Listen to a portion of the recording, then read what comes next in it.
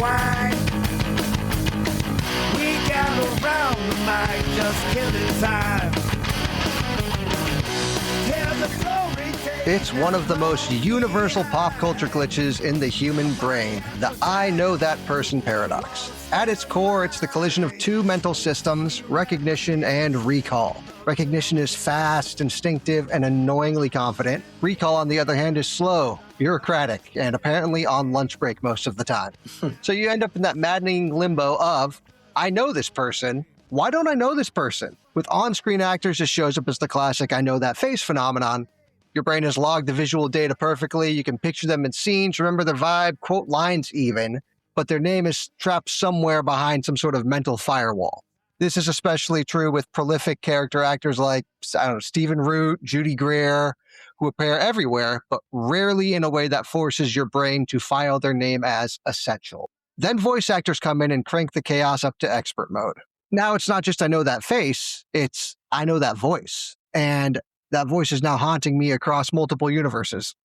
Voice recognition taps into something deeper and more instinctive. Without a face to anchor the memory, your brain latches onto tone, rhythm, emotional texture. You don't remember who they are. You remember what they feel like. So when you hear someone like Tara Strong, D. Bradley Baker, Nolan North, or Billy West, your brain instantly goes, ah, yes, the alien creature, or the heroic dude, or gravelly antihero. That's the one. The result of all of this is just a shared contextual experience.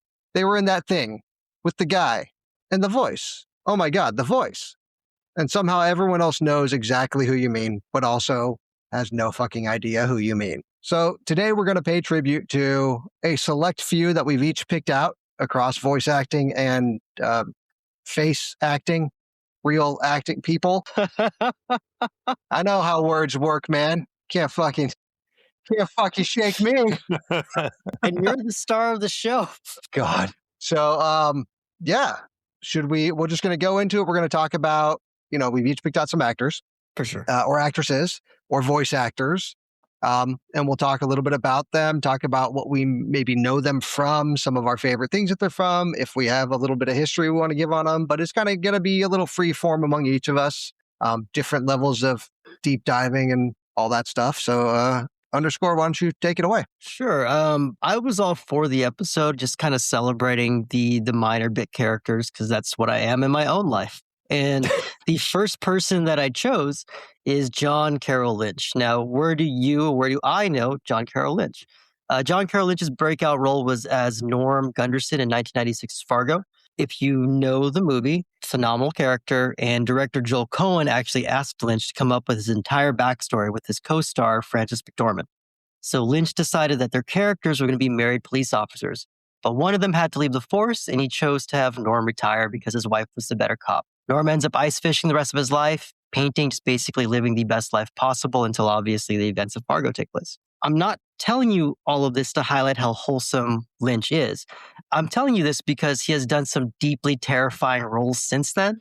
Oh, and yeah. no matter what, he will always be Norm from Fargo or the cross-dressing brother of Drew Carey, who eventually married Phoebe Bobek in the Drew Carey show. That's where I knew him from, was these kind of obviously the cross-dressing brothers is meant to be comedic and obviously not problematic somehow.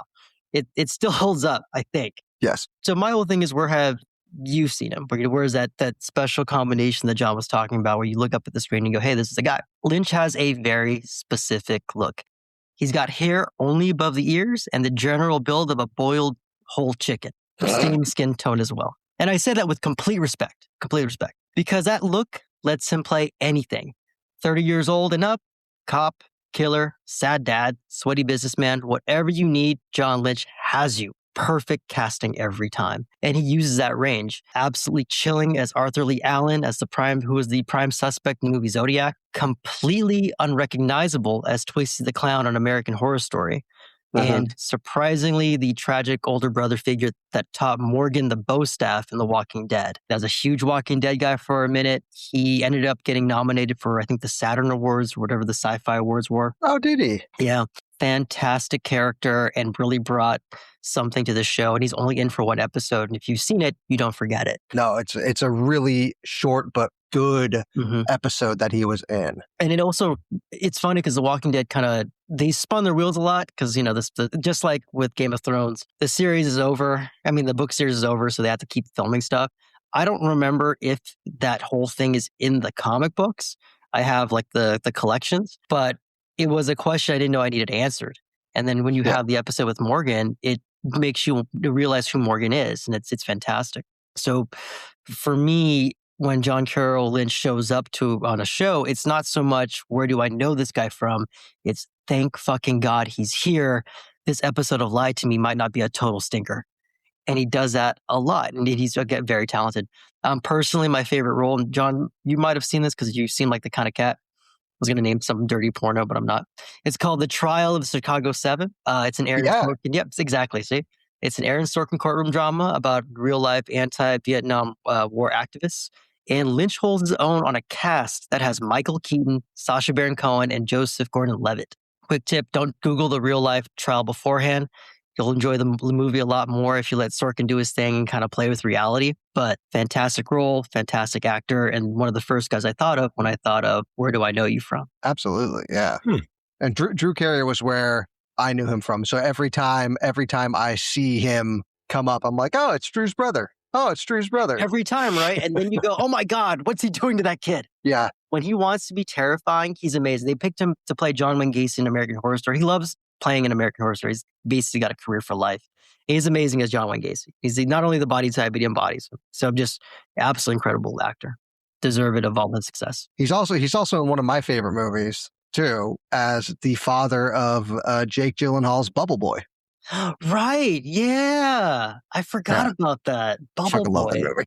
No, you shouldn't be joking. That feels like a movie only you would love, and then you would trick your friends it's so good, man. No, it's not.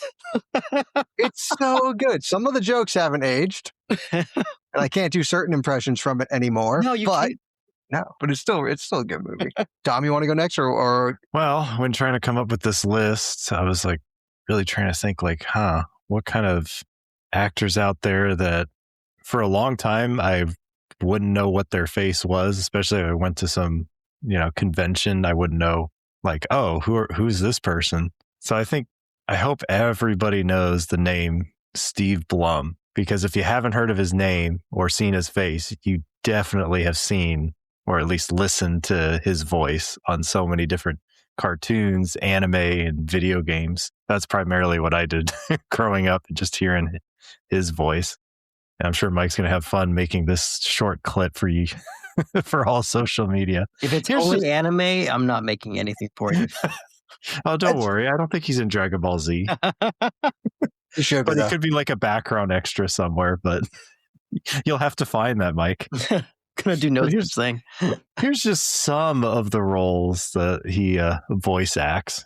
Zeb from Star Wars Rebels, Grayson Hunt from Bulletstorm, Baraka from Mortal Kombat, Sub-Zero from Mortal Kombat 11, Zabuza from Naruto, Tank from Call of Duty, Darkseid from Justice League War, Zombie from Saints Row the Third, Wolverine in both Marvel TV shows and video games, Sam from Metro Exodus, Amon from Legend of Korra, Sauron from Middle-earth Shadow of War, Really? Green Lantern from Injustice 2, Carter from Regular Show, Killer Croc from the Batman Arkham games, multiplayer team leader from Halo 5 Guardians, and lastly, additional voices from so many other video games and TV shows I couldn't get on this list. So many additional voices. You know what would be great if like all of those voices were just like a really bad stereotypical Chinese accent? He's white, right? I hope so. Yes. I'm pretty sure he's white. I just had to flip up IMDb fast because I forget sometimes with voice actors how quickly their IMDb credits can stack up. And it's like he just pushed past 900 IMDb credits. Yeah, easily. Okay. And I'm just like, what in the hell? Yeah, you just keep scrolling and scrolling and It scrolling, and it just never ends. goes. Oh, how many times is he going to be credited as various voices? You know what I mean? Just somebody pays him to be like 30 voices for a game. It just, he's got an amazing range. I just wonder how that works. Do they really like reach out to him? Like, hey, we've got like at least like 10 characters or 10 other characters that we need lines, Okay. voiced by. Do you want to just come into the office? Honestly, he's Since you're probably here. reached a level of fame and professionalism where people will reach out to him. He might not even have to audition at this stage. Oh, yeah. The thing I'm curious about, though, is when his career actually started, because the way IMDb lists it all is based on when the show aired. So like Mobile Suit Gundam and Lupin the Third were like 1978 and 1981. And like, I'm pretty sure that's not when his actual career happened. That's when those shows came out and he had to voice the English version, which probably came out in what, like the 90s? Most likely. Probably, yeah. Watch, he's like 84 years old. I know. I'm just like, is he just like is he just old, but he just looks fantastic? Steve Blum, tell us your secrets. Right? Right. But do it in the voice of Baraka. But do it in the voice of God. All right. Let's see. So I decided to add an air of mystery to mine. I'm not going to tell you the name till the end, but I can share my screen and share the pictures that way to make it a little bit more fun. One of the actors I picked it's an actor. I think they're the first one that came to me when I thought about doing this. He's one of those ones, kind of like you said with John Lynch, that as soon as you see him, you're just like, oh, whatever this show is, whatever this movie, it doesn't matter. It's going to be better for him being in it. Doesn't matter if it's just a single episode or just like a 2-minute role. Don't go looking him up yet. So he's got a little over 300 IMDb credits in the last 40 years. So he's a perpetually busy guy. He's been in most major sitcoms and a lot of dramas in the last 20 years. Most major sitcoms. And so, y'all, who is this mystery man, right? Well, I will start off with one super interesting fun fact that probably will lend nothing to your lives should you listen to me tell you. In his youth, he claimed to have experienced psychic episodes. And he shared this with director and musician David Byrne, who he was working with in the late 80s. Now, most people who are older than Dom would know that David Byrne was the lead singer and guitarist of the band The Talking Heads. This prompted Byrne to write the song Radiohead, which in turn inspired a band to name themselves Radiohead. So, without this actor having fun psychic premonitions and experiences as a child, Radiohead would probably be called something else, like, I don't know, television ass or something like that. I don't know. They wouldn't be Radiohead. Now, where is my window with my pictures? Now, a lot of us know him. It's kind of hard to... There we go. A lot of us know him as the captain of the guard from Spaceballs. Right. He played, for those fans of Archer, Robert, the wooer of Mallory Archer. He played the super annoying Ned in Groundhog's Day. Exactly. And this actor is none other than Stephen Tobolowsky, a face that's been plastered all over TV for years. And I just recently started rewatching Silicon Valley, and he kicks ass in that show. He's so good at playing like this holier than thou nerdy dude, or like not nerdy, like pain in the ass type character, like I'm better than you type. And he just, like, everything he's in, everything I've seen him in, he just kills it. So do either of you recognize this fine, upstanding gentleman of Hollywood? Of course I know Ned. I don't know the name, his actual name. He's going to be Ned forever. Yep. It looks familiar, but no, I can't place it. Can't place him. Can't. That is all right. That's why we're here. Yeah, he is, like I said, the Silicon Valley is one of the most recent ones that I was really into that he was in. But I mean, he's one of those guys too, is also like, he's been in like every CSI show for like 2 or 3 episodes as a random person. And they're like hoping we don't catch that they're reusing him. Right. He's done voices, like he did Batman Arkham Shadows. He's done a couple of video games, and it was like in the last couple years, he started doing some actual voiceover work. I think after he did a good job with Archer and realized like, oh, this is pretty sweet. He started doing it more. But yeah, I always like, whenever he's in something, it's good, especially after like great movies like Groundhog Day. All right, Mikey. Don't know the name. I already said it. Oh. No, like as in, all right, as in not now it's your turn. Oh, I thought you meant you were going to list other stuff. I was like, go No, ahead. like, I think he needed a better cue. You know, like, sorry. I used all my creativity to write the opening. I'm like, oh yeah, oh, like what else is he good at? Because now I'm like, because I know him as Ned. I'm like, what else? He's been in he's all done this other voices in shit. Justice League. He's done, like I said, most like of the like if you go down like his IMDb, it's like every big like Fuller House, Mindy Project, Dr. Ken. Like he's just always in like one or two episodes of all of these shows. I guess he was in. I haven't seen the show Californication. That's not a David Duchovny show, is it?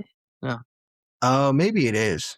Interesting. I know. I was because I kept waiting for like. I bet she's been in more shit I've seen and just don't realize it. You know what I mean? You've seen him in Deadwood. I know you've seen him in Deadwood. I love Deadwood. Yeah. Yeah. Awesome. So no, I know you've seen him in Deadwood.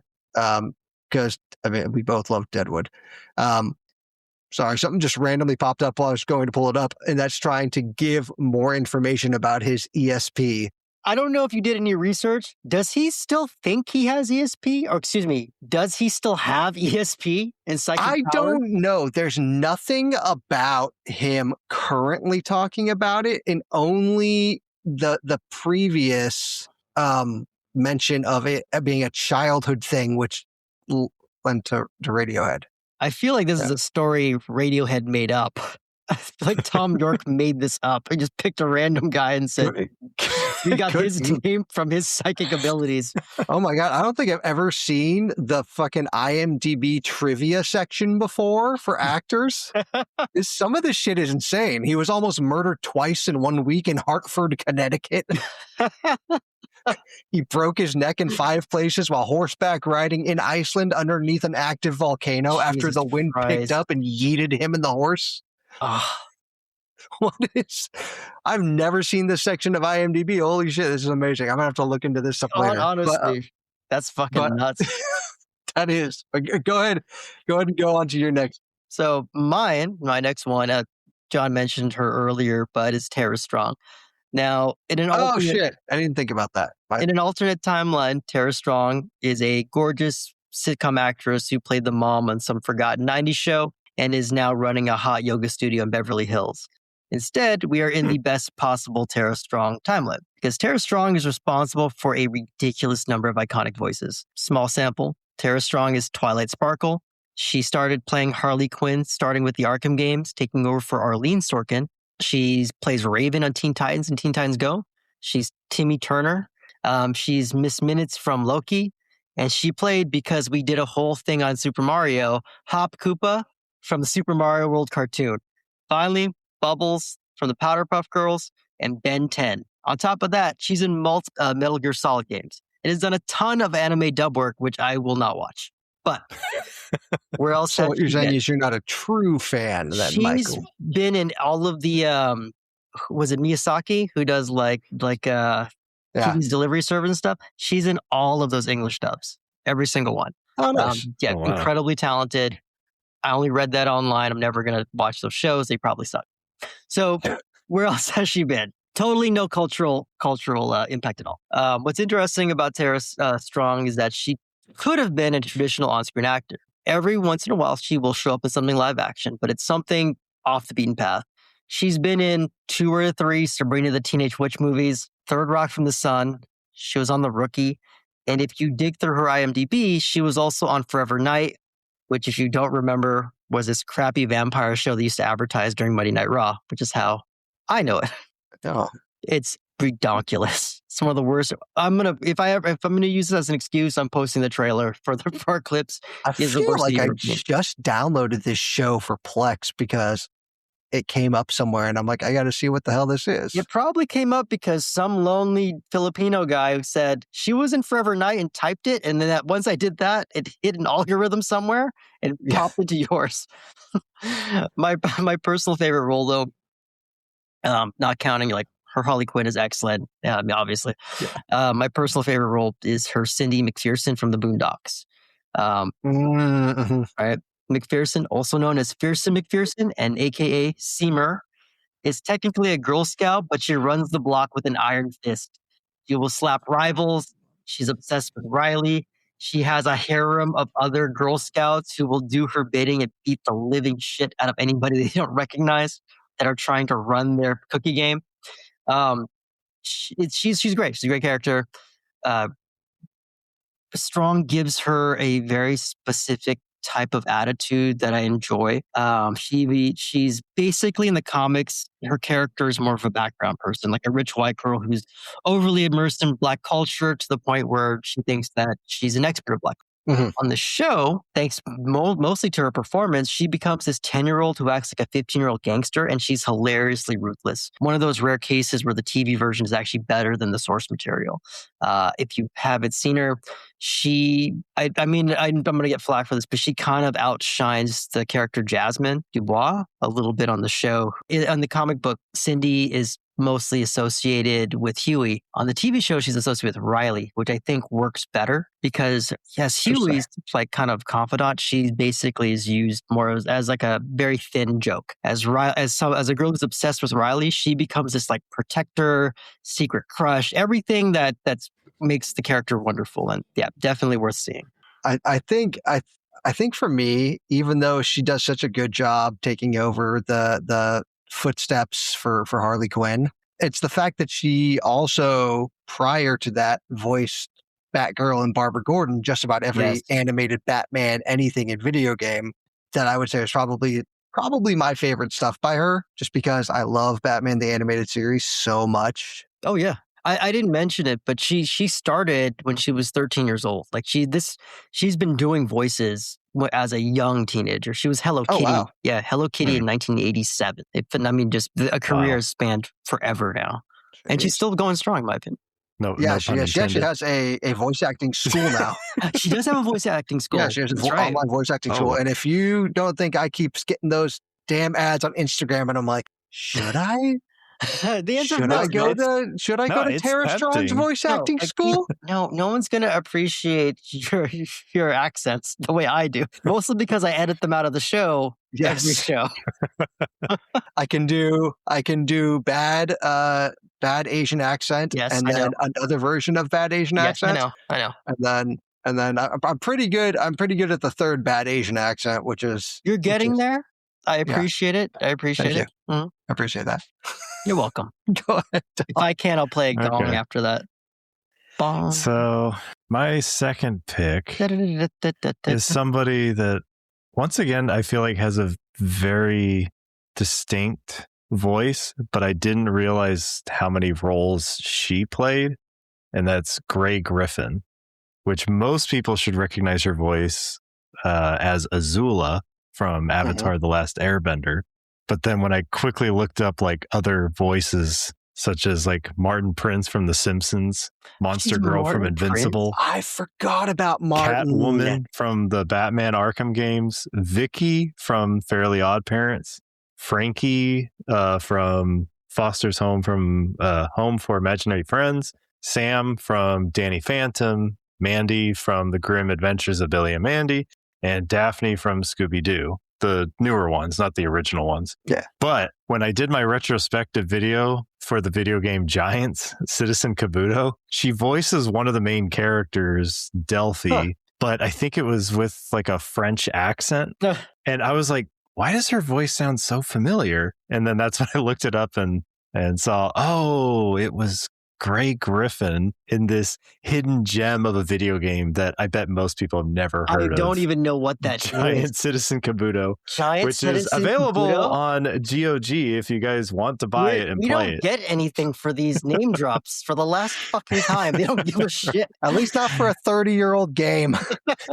Well, the only other game I think the studio made was called Armed and Dangerous. Did you ever I know that one. game? I know Giant Citizen Kabuto because I pirated it back in high school and then never played it. Really? I know Armed and Dangerous because it was a PlayStation game. Yeah, but it's from the same creators of that game, Armed and Dangerous. That was their next game they made. Oh, same kind of thing, just funny jokes in all the cutscenes and just an action. Excuse me, I was going to say RPG, but not quite. It's an Xbox game. I apologize, Dom.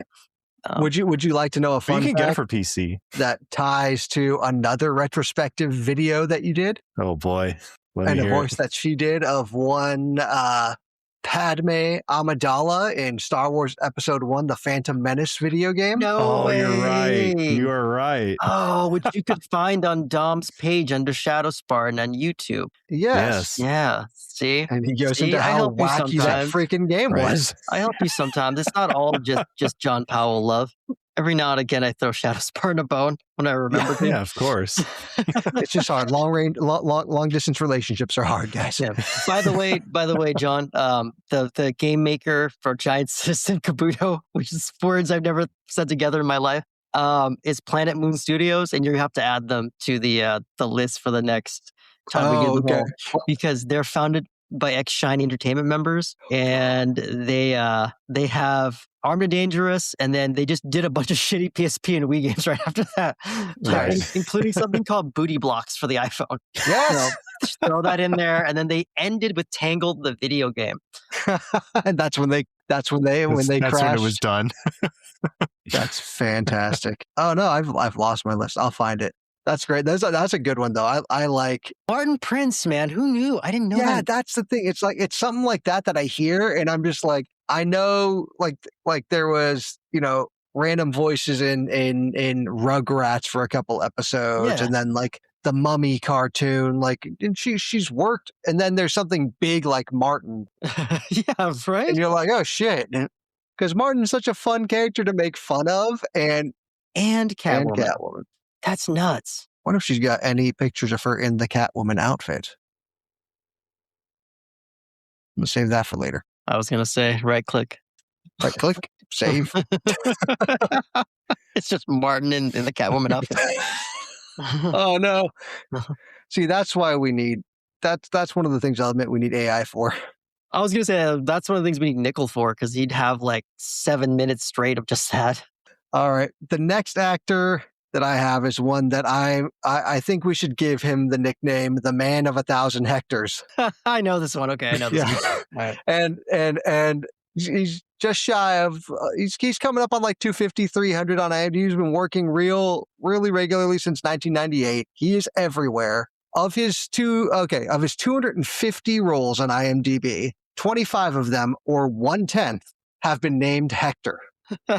One of those was in the year 2001. Wow, The other 24 were from 2012 until now. that's amazing. 9 out of his 27 upcoming roles are Hector.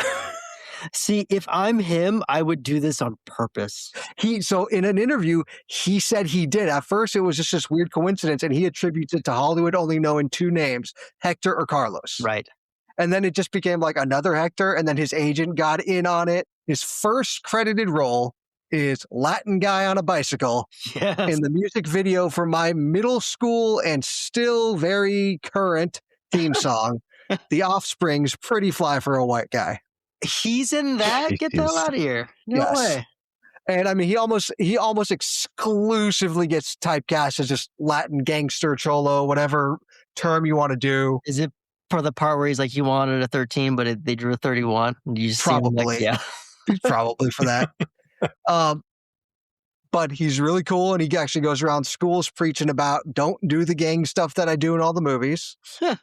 It was in The Fast and the Furious. He was in Training Day, Mayans MC, a lot of other dramas. He's also been in a whole bunch of comedies, and he had a stint on Days of Our Lives as well. No way. Yeah, dipping his toe into the Soap opera world. Soap opera world. That's crazy. Yeah, and so you'll Is he know like him as Tupac, where he's got like a history of being like a dancer and stuff, or was he actually a gangbanger? Oh no, he was homeless for a while at like Wow. 13. He got his first, I guess technically his first thing was like a Taco Bell ad at 15. But Wow. yeah, but here he is. This is Noel. He's always Gugliemi, looked like that. and he's always like Oh. the man does not Huh. age. He is one of the I know I've seen that face. That's Yeah. amazing. he is one of the Latin American vampires. He does not grow old. But like Incredible. anytime you need a thug, he's right on the shore list. He's ready to come down and help out. Like, and he's awesome. Like he's great in everything too. Like Yeah, he's great in everything.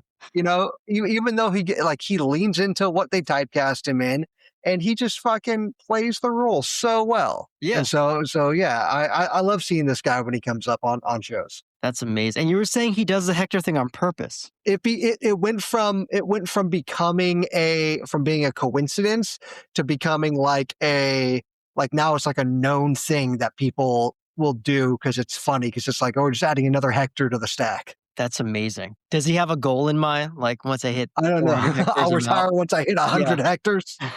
That's how I know I've made it. Maybe, but like, yeah, no, I like this dude. I wish he was in. I wish I saw him in more comedies, because he was in Fresh Off the Boat with what's his name? Park. Randall Park. Yes. Yeah, with Randall Park. He did a great job in that show. He was in there for a couple seasons, and he's great. I forgot that he's been around this long, because I remember the meme. I didn't realize that he was doing it on purpose at some point in time. I thought what you thought, like Hollywood just knew two names. Yeah. And I think that's how it started. I think he was just kind of like, that's the way it goes. That's fantastic. But I mean, it's cool that he, like, now it's an inside joke from, which is cool. I bet he would be a fun person to be able to interview. He probably has some cool stories. Yeah. Final guy, unless I got to pull one out of my ass, which I usually do, is Clancy Brown. So where do you know Clancy Brown from? He's basically the doppelganger for John Carroll Lynch. So where Lynch looks like the ever guy, surprises you when he's terrifying, Clancy looks like the default space marine in every video game you've ever played. So it's more surprising for me when he's not terrifying. If you look at him, square jaw, broad shoulders, and just permanently angry eyes. His roles, and Dom will probably know at least a couple of these. He played the Kurgan in Highlander, Sergeant Charles Zim, right? He's amazing in that. Sergeant Charles Zim in Starship Troopers, Savage Opress in Star Wars, and Captain Byron Hadley in The Shawshank Redemption. One of the most infuriating authority figures ever put on screen. I mean, he knocks it out of the park. Where else have you seen him in? What makes his decades-long career so wild is this. You could be watching him in something like John Wick Chapter 4 as the Harbinger, and at the exact same time, you're listening to him as Mr. Krabs and SpongeBob SquarePants. Yep. The range of him is insane for a guy who looks like all he has is one voice and one stereotype. Now, my personal favorite role, realistically, it's Shawshank. I don't know how it couldn't be, but I'll always find an excuse to bring up the Venture Brothers. He plays Red Death from the Venture Brothers cartoon on Adult Swim. If you know the cartoon, he's amazing. And there's a scene where he's sitting on a park bench with the monarch, just calmly talking about life. And he is incredible with the way this scene is constructed, with the way he talks, like the building rage when it snaps and he brings it back. He's like an angry dad who's just waiting for that one guy. It's meant to further Monarch's arc, but he steals the show. And there's another scene episodes later where Brock Sampson and him get into like a mini argument. Shore Leaves and I forget Shore Leave and Dr. and Mrs. Monarch get into an argument, and Shore Leave still bets on Brock to win the fight. Well, after they don't fight at all. They separate. And after that, Brock turns around and says, yeah, he's a little scary. And then says, I'm pretty sure I could take him. Which, if you know the character of Brock Sampson, that is the highest level of respect he can possibly give anybody, which is to even pretend for a second that this guy is slightly intimidating. And it works. It works. Again, his best work is his most famous one is Shawshank. His vocal stuff, his voiceover stuff, completely underrated. And check him out when you can. You know him. And yeah, Clancy Brown almost doesn't even need an introduction, almost doesn't need this kind of thing. He's on every list you see, but he is, basically the opposite of John Carroll Lynch. You see him, you're like, that guy's terrifying, and then he's Mr. Krabs. Incredible. Yeah, his good choice. He's also, I mean, I know him from Highlander first and foremost, just the Kurgan. Almost like, this dude is massive. He's just so much bigger than freaking Christopher Lambert. Yeah. And it's also crazy to think that Highlander was 40 years ago. I know. And it's terrifying for me. But that Clancy Brown still looks so good for his age. Have you seen recent pictures of this man? I know I wouldn't say super recent, but I saw something where he had like all this long gray hair, and I'm like, he looks fantastic. He looks like Ric Flair. He does. It's just this wavy hair. I'm like, I'm so jealous. His hair is so nice. But he was also in another one of my favorite awful movies, which was Buckaroo, The Adventures of Buckaroo Banzai across the eighth dimension. That's a cult classic. I don't even know. I mean, it's bad, but it's bad in a good way. Yeah.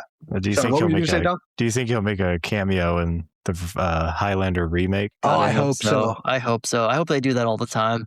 Honestly. Oh, and because I have to throw this in, Zack Snyder was seen on set with Henry Cavill. God damn it! I knew. So Zack Snyder might make a cameo in there. Oh God! Hopefully he gets his head cut off by the Highlander. God dang it! It's just they're going to promise super Highlander, great. and it's a secret Superman movie. I'm going to shit my pants. I'd be so mad. Speaking of Superman, though, Clancy Brown played Lex Luthor in the original Superman animated series. He did. He was Lex Luthor. You want to talk about the circle? Yeah, it was good. And he even reprised his Starship Troopers character in that bad Saturday morning cartoon show that they were like, why not take this incredibly violent movie and make it palatable? God, yeah, Starship Troopers. He's in that one too. I always forget that. There's one thing though, Mike, which I don't know if you know, I watched this show a long time ago and I haven't watched it since it came out, I want to say. What is it called? I'm blanking right now, but he and John Carroll Lynch are both in it. It's like a freaky carnival show. Oh, Carnival. Oh, is that what it is? Carnival? Yeah. Yeah. So they're both together in that entire series. I didn't know that. I guess I just slipped my mind. I saw Carnival, but we're talking 20 years ago. Yeah, exactly. I mean, I saw it when it came out. Yeah. And I haven't seen it since. But that show is definitely one of the. It's like an entire cast of I know that guy. Yeah. Everybody in there. Well, the one thing I like, tangent again, but the one thing I like about American Horror Story, even though they're not always great, is they do that a lot. They just grab a bunch of random dudes and then let them shine. It's fun. Yeah. It's fun. The problem is now they've run out of ideas, so it's the same random dudes. Playing the same characters. I do wish they would go backwards a bit and dip into some of the the older actors that we're pointing out here into some of these new it'd be great. But one time, great show for sure. Yes. Dom? Okay, and then for my third choice, at first was a little tricky because I'm like, okay, who would be really obscure that I had no idea what his face looked like at all, but still recognize his voice enough. And it wasn't until more recently that I started, what was it? It actually started with my friend Dante, who went to some convention to meet with him and asked him oh, can you say this line? Which was a running joke in his series. It's one of those 8-bridge series that was popular on YouTube where people are taking Dragon Ball Z and then doing their own voice lines over the characters or over the animations. So he was doing this for Resident Evil. And when he had Chris Redfield, the voice actor, he got him to say I forget what line it was. And so that was my first time actually seeing the voice actor, Chris Redfield, the boulder punching man. Oh my God, I remember this. From Resident Evil 5. Yes. And then I can't remember if he popped up with an image or maybe from then I went and looked and then I found out he's the Italian assassin Ezio Auditore da Firenze. Oh, come on. We know you're Italian. Your name is Dom. But I just love those Assassin's Creed games too, Brotherhood, and I mean a little bit of Revelations, but specifically the Ezio games were probably my favorite out of all the Assassin's Creed games. But I was like, wait, that's the same guy? It blew my mind. That's amazing. I wouldn't have known that at all either. Shit. Yeah. And then when I quickly look him up, he just had some other voice acting roles like Batman in the Arkham Origins game, Kyle Crane from Dying Light, the most expensive pre-order. Oh, yeah. That's right. I forgot we should have pimped that episode too. And then Kylo Ren from Star Wars Battlefront 2. Really? And he voices Sonic, apparently, in the Sonic games. What a range. Wow. Right. Wow. And then just like Steve Blum with Wolverine, he's Captain America for most Marvel TV shows and video games. that's cool. That's incredible. Right. It blows your mind when you start looking up his roles and you're like, whoa. Yeah. Very similar path, but I had no idea. He has a huge range that I did not realize or recognize his voice in any of those. And that's fantastic. Great choice. That's awesome. That's solid. All right. So I'll do my last one, and then I've got an honorable mention. I have a very fast honorable mention, so okay, you can throw cool. one too, but we'll do it at the end. Well, do you want to do yours first? Because I've found a way to tie my last one to my honorable mention. Oh, okay. So I didn't go with it, so I don't have like a million things to say. Yeah, but I was gonna do with it was a toss up between a couple, and I was almost gonna do Neil McDonough, who is a very famous face that you will see is constantly playing either a hero or a villain and nobody in between. But lately he's been playing cowboys. McDonough was in Band of Brothers. He was Fletcher in The Minority Report. He played Dum Dum Dugan in Captain America: First Avenger. He's on Arrow. He's on First Contact. But then he goes out and he does like, so after Flags of Our Fathers, like he'll go do like Paul Blart, Mall Cop 2. Like it just, he does. Wow. It's a crazy range for that guy. I know he does a bunch of voiceover work. Again, I didn't use him, but fantastic actor. You know him when you see him. He's a white dude with like just strikingly blue eyes and like super blonde hair, and it's always like thinning just enough to make him look like wise, but not enough to make him look old. So just really, really handsome, really capable actor. Not as many video games, but yeah, he's been in everything. He'll be he'll be in like Justified and kill it, and then he'll go out there and do like Van Helsing. And you're just like, why are you in these movies? You could be more famous than you are. Like right now, my wife watches Tulsa King, and he's in fucking Tulsa King. And I'm just like, oh, okay, this is what we followed up, American Horror Story with. You know what I mean? It's like, all right, cool. Yeah, really just quick shout out to him. He's a fantastic person and right up that alley of like, where do I know you from? Yeah, it's funny. He's actually, he's turned down a bunch of roles because I say a bunch, but I think it's like 2 or 3 at this point. But he makes decent money now. Yeah. Because he refused to do on-screen kissing and romance scenes. Because he says he doesn't like it, and he says that it makes it so that he's not faithful to his wife. Wow, that's crazy. It's just one of the things I remember reading about him in the past. No and way. I know he's been, and I think because also I've been reading that he did, not that it was like a negative, but like he just did like a whole bunch of like Christian programming. Oh, well, I mean, he does a lot of the cowboy kind of stuff. That's kind of the. But he's also in shit like American Dad and like like he's not. It's not like he's like, oh, I only do Christian. Yeah. It's just one of those things. You know how people take a fucking. They'll be like, oh, did you notice that this person all of a sudden only did 2 Christian movies? Like, what? Like, oh my God, not 2 Christian movies. It's too much Christ for us. Exactly. Whatever are we going to do? We're going to have to cancel him. Yeah, we need to know who you're going to cancel because of things, right? So next up, I have someone who I consider to be a true legend in like somehow like every genre. And in the 80s, where he got his start, he played Keith the Handyman on Mr. Rogers. And then he also played Childs in The Thing. Yeah. I got you. So here's a picture of him in The Thing. Let me go up and get back to sharing the old screen here for you. So that's him in the middle in The Thing. And the reason I picked this is because this doesn't look like him, but somehow the Mr. Rogers picture looks so much like him that you would immediately know who he was. He was in. So from that point up until like the mid-90s, he was in Platoon, Roadhouse, Marked for Death, The Quick and the Dead, Pitch Black. Like he has been in so many epic fucking movies. Quick and the Dead. That's right. But he did his first voiceover work in 1991 or on 1991. I don't know when he actually did it, for an anime, an English adaptation, just like Steve Blum did. So you see like all of this stuff like way lower on IMDb than it should be, called 3x3 Eyes, which I haven't seen. And he's still like, he's pretty evenly paced voice actor and live action stuff for the rest of his career. But you definitely notice that it went from, predominantly like live action to like voice acting catching up with it after he played one of the most badass cartoon people of all time, Goliath from Gargoyles. Amazing. Unfortunately, I never watched that show. Oh, it. dude, it's Just- such a good show. I like thought it. it was so dumb. I'm Really? No, sorry. it's so good. I'm surprised you Yeah, didn't no. like it. Oh, it's so Nah. good. Oh man. So he played Goliath in Gargoyles. He also played in every animated version of the media, Spawn. Yeah. Oh yeah. And before anybody's all like, "Oh, is he really famous? Did he play someone famous like Bugs Bunny?" Or no, he didn't. He played Spawn. You can lick a pug's asshole. He's famous to me and other nerds. So people need to stop.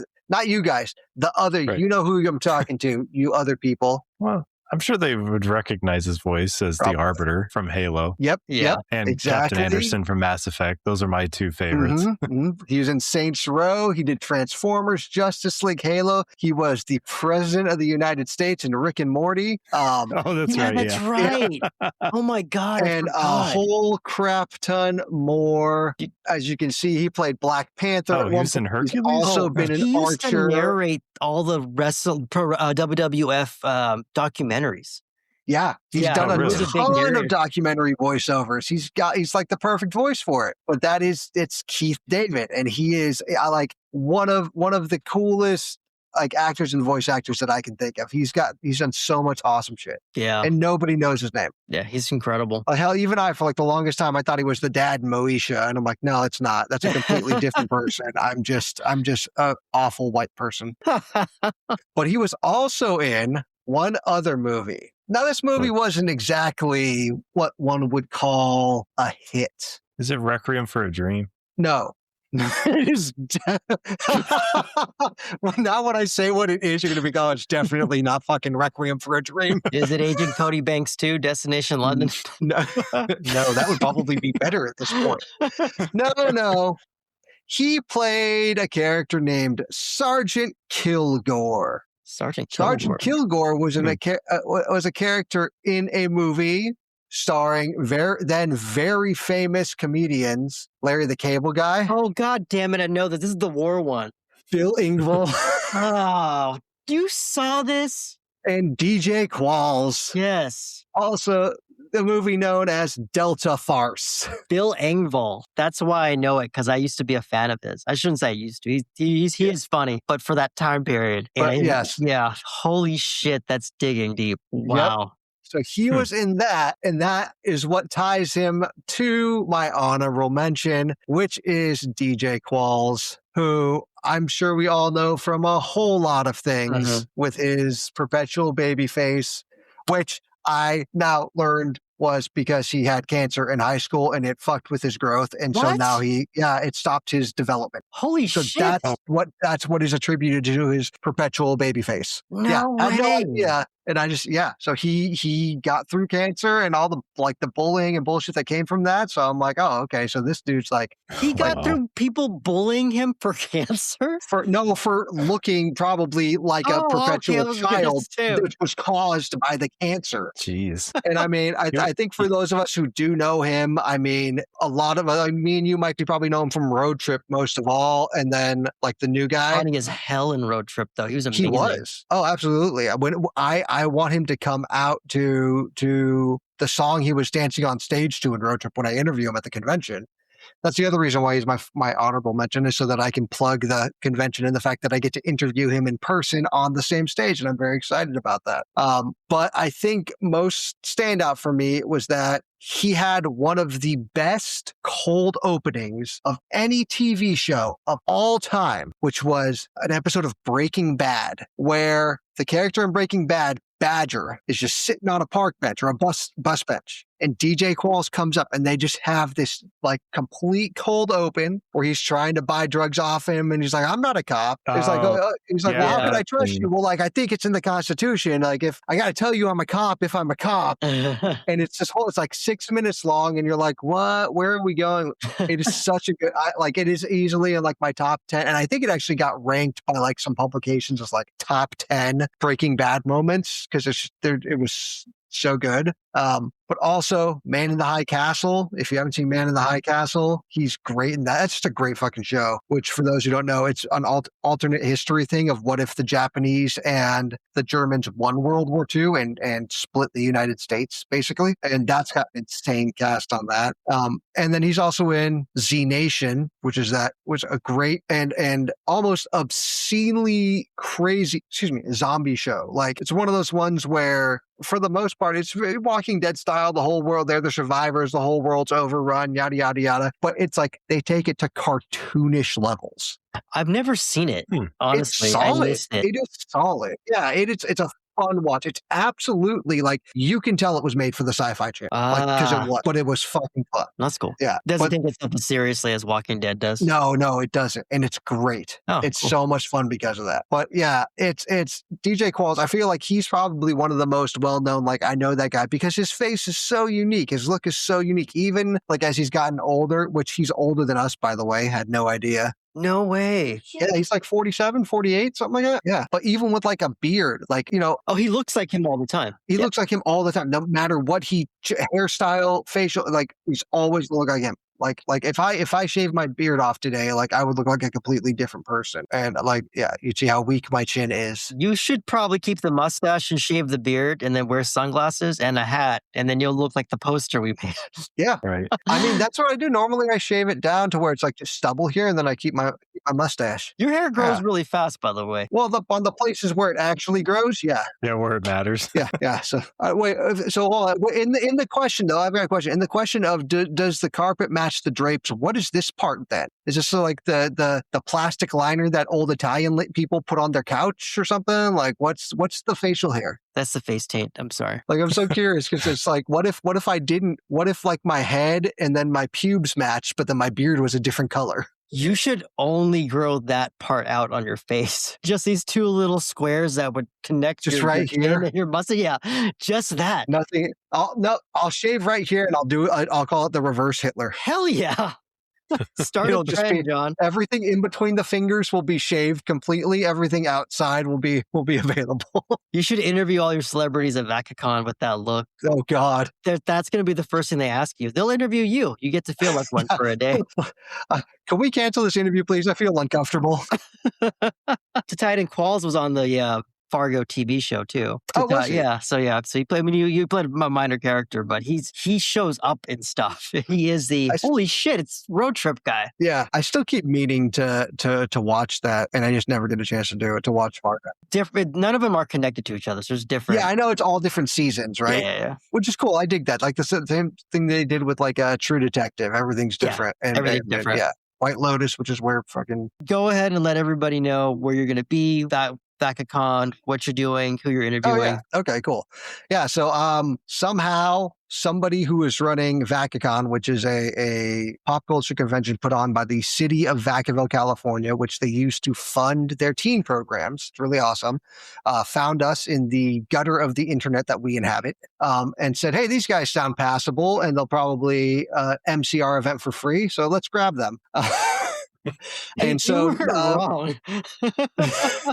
and so they reached out, and I accepted an offer to MC their celebrity panels and some other things too. We're still working on the schedule, but I get to interview DJ Qualls, who we just mentioned, Christopher Mintz-Plasse, also known as McLovin, Tia Carrere, who is 90s mega bombshell babe and awesome, the original Tomb Raider, in my opinion, on Relic Hunter. And then a couple of voice actors. It's John Morris, who played Andy on all of the Toy Stories, and then Emily Ricks, who played his little sister Bonnie, and I think starting in Toy Story 3 or 4. So I get to interview them together, do like a little mini Toy Story panel with them, and that should be a lot of fun. And who knows what the hell else is going on, but it's April 11th and 12th in Vacaville.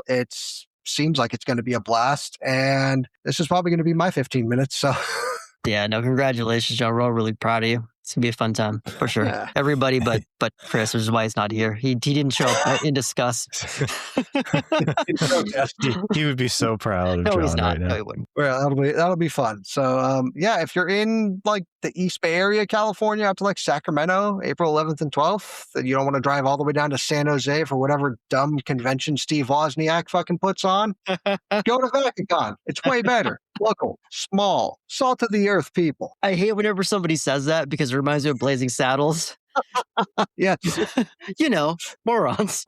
Even though it's describing us. Yes. We are the morons. So, I guess to advertise my my first album right. called Electric Dawn, Shadow Spartan Music. It's available on Spotify, YouTube Music, iTunes. Yeah, thanks to DistroKid. It's a website that you just upload your music to and they'll put on like every music platform. So it's available now. Electric Dawn. We'll have links available at the end. I guess that's it for the Time Palace tonight. This is Underscore for everybody else. We will see you next time. All right. Later. See you. Late nights and cheap wine.